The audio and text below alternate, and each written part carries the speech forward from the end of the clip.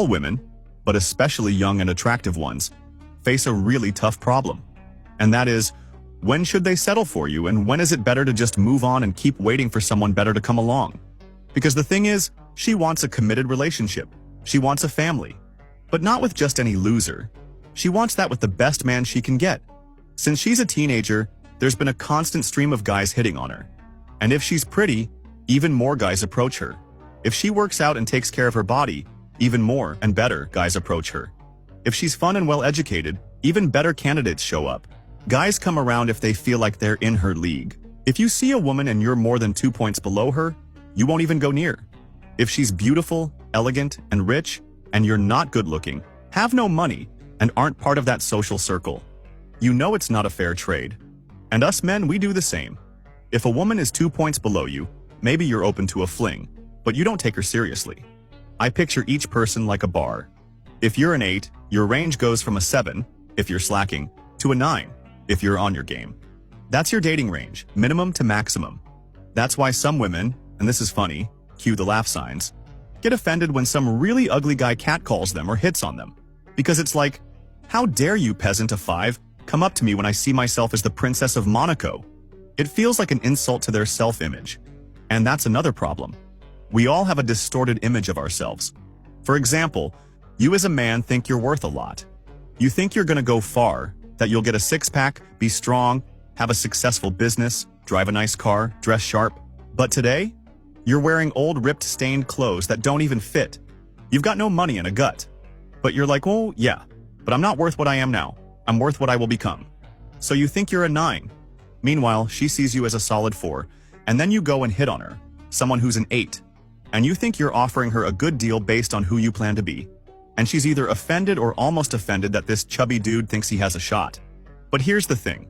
The same thing happens to her. Back in middle school, high school, maybe college, she was the hot girl everyone wanted. She was cheerful, fun, pretty, had a nice body.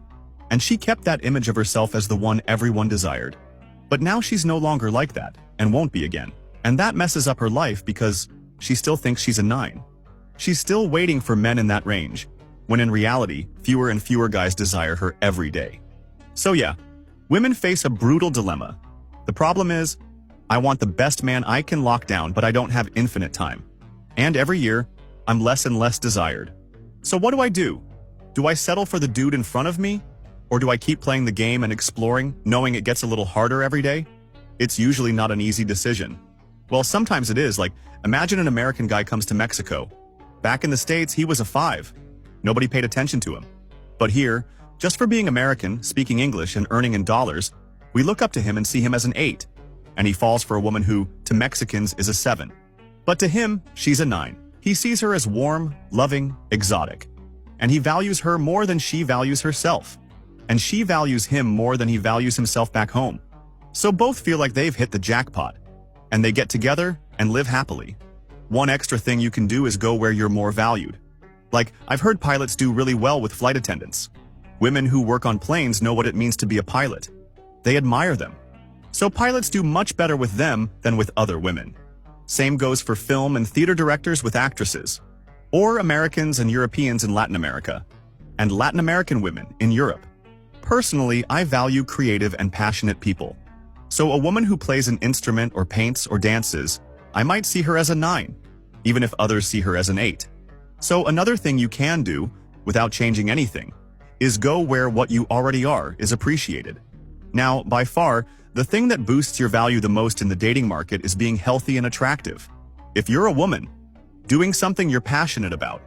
If you're a man, being able to make money. And the only reliable way to get those things is to focus on your habits. If this week you listen to the book Atomic Habits, you can finish it in 6 hours. You'll have all the info you need to change your habits. And that way, change the direction of your life.